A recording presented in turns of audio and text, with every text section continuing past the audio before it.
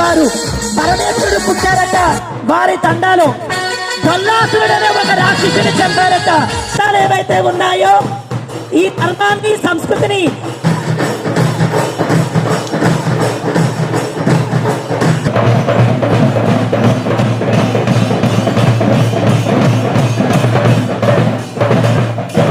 అర్చకులందరూ కలిసి ఆ కత్తిసాము కర్రసాముని సమర్పించారు.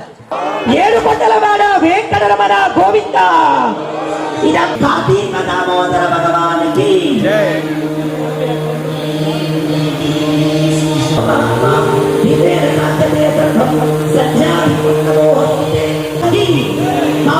నుంచి మన సమర్పణ మనకి గుర్తు చేస్తుంది. వామనాయ నమః, శ్రీధరాయ నమః, ఓం ఋషికేశాయ నమః, పద్మనాభాయ నమః. ప్రీతిపాత్రమైనటువంటి మాసం. ఈ విధంగా ప్రకృతిలో మనందరం కలిసి కులం లేకుండా, ప్రాంతం లేకుండా, లింగభేదం లేకుండా కలిసి ఒక రోజు గడపడం అనేది ఏదైతే హిందూ బంధువులందరూ కూడా ఒక త్రాటి మీదకి రావడానికి ఉపయోగపడుతున్నటువంటి ఒక ఆలోచనే ఈ విధమైనటువంటి ఏర్పాటు రాష్ట్రీయ స్వయం సేవక్ ఆధ్వర్యంలో ఏర్పాటు చేయడం జరిగింది.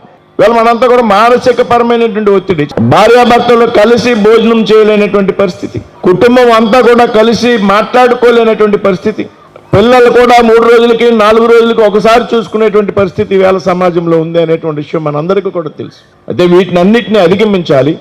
ఏదైతే మన సాంప్రదాయము సంస్కృతి ఉన్నదో వాటిని మరింత ముందుకు తీసుకుపోయే విధంగా మనంతా కూడా ప్రయత్నం చేయాలి. మన వంతు బాధ్యతను మనంతా కూడా ఈ ప్రక్రియలో గుర్తించాలి అనేటువంటి ఆలోచన మన అందరూ కూడా చేయాల్సినటువంటి అవసరం ఉంది.